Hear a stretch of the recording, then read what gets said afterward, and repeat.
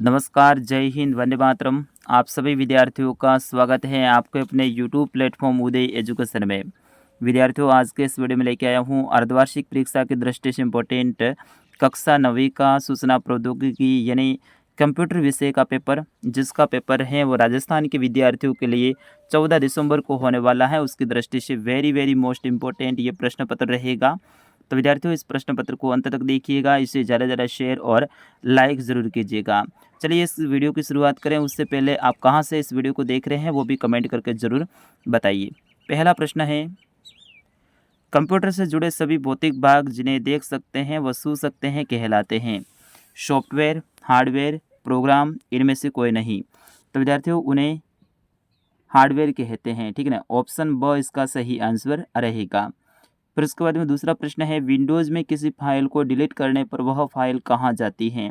यानी कंप्यूटर में अपन कोई भी फाइल को डिलीट करते हैं या फिर विंडोज़ में कोई भी फाइल को अपन डिलीट करते हैं, उसके बाद में वो कहाँ जाती है। डेस्कटॉप में, माई कंप्यूटर में, रिसाइकल बिन में या उपयुक्त सभी। तो विद्यार्थियों, वो फाइल है वो रिसाइकल बिन में जाती है। कहाँ पर जाती है? रिसाइकल बिन में जाती है। वहाँ से उस फाइल को अपन डिलीट करने के बाद में भी अगर वापस लेना चाहें तो मिल जाती है। रिसाइकल बिन से अपन डिलीट कर देते हैं तो फिर उसके बाद में वो नहीं मिलती हैं। फिर उसके बाद में तीसरा प्रश्न है, कंप्यूटर को बंद करने की क्रिया कहलाती है। शटडाउन, रीस्टार्ट, स्विच ऑफ, अ व ब दोनों। तो वो शटडाउन और रीस्टार्ट दोनों कहलाती हैं। तो इसमें ऑप्शन द रहेगा सही आंसर, अ व ब दोनों। फिर उसके बाद में चौथा प्रश्न है, पेज की आकृति हो सकती है पोर्ट्रेट, लैंडस्केप, उक्त दोनों, उक्त में से कोई नहीं। तो पोर्ट्रेट भी हो सकती है, लैंडस्केप भी हो सकती है। तो ऑप्शन स इसका सही आंसर रहेगा, उक्त दोनों। ठीक है, ऑप्शन स इसका सही आंसर रहेगा।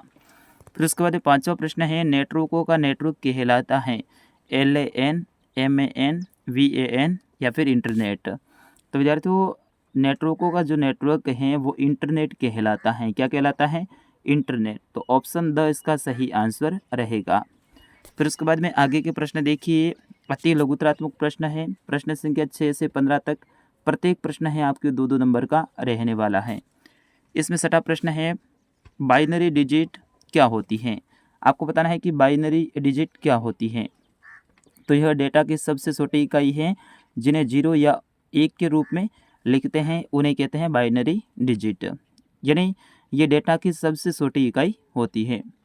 फिर उसके बाद में सातवां प्रश्न है, प्रथम पीढ़ी के कंप्यूटर में हार्डवेयर के रूप में किसका उपयोग किया जाता था।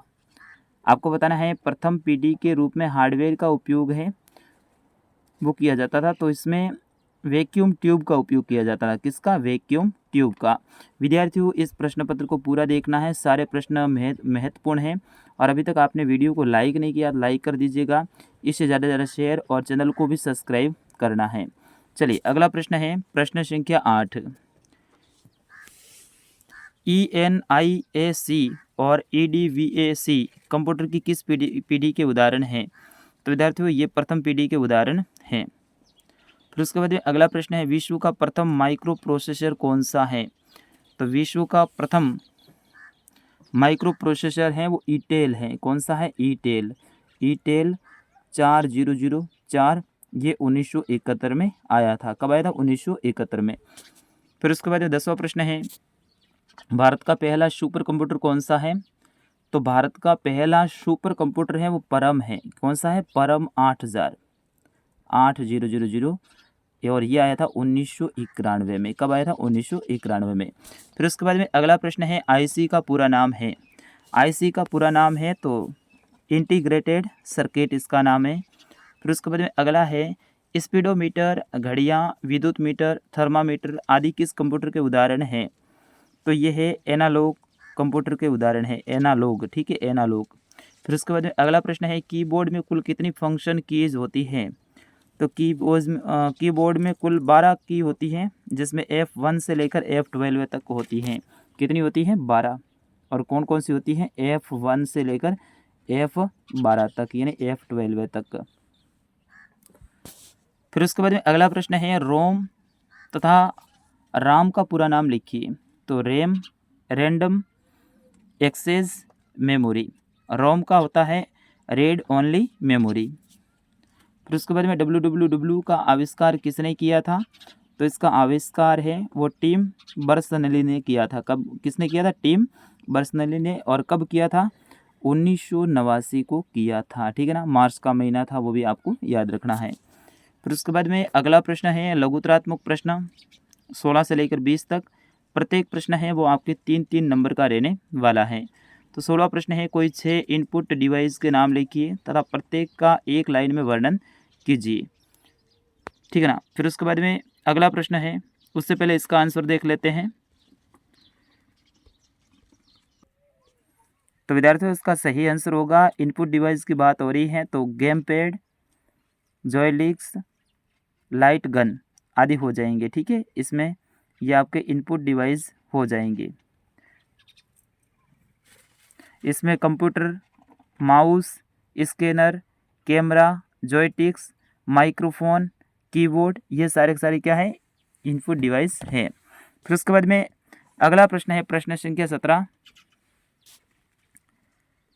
प्रश्न संख्या 17 है, माइक्रो कंप्यूटर किसे कहते हैं तथा इसके 4 उदाहरण लिखिए।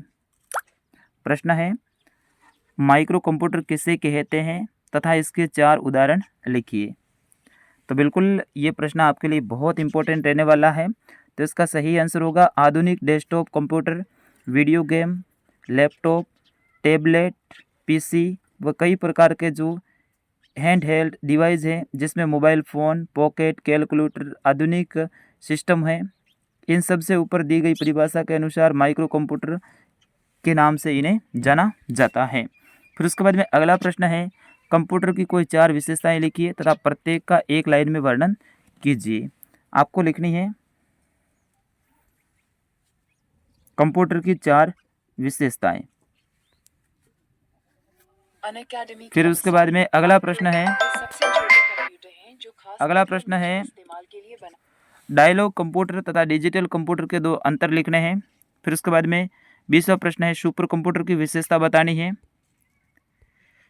21वां प्रश्न है कंप्यूटर का ब्लॉक डायलॉग बनाइए जिसे पूर्णतः नामांकित किया जाना चाहिए। और 22वां प्रश्न है वेब ब्राउज़र किसे कहते हैं, इनके कार्य बताने हैं।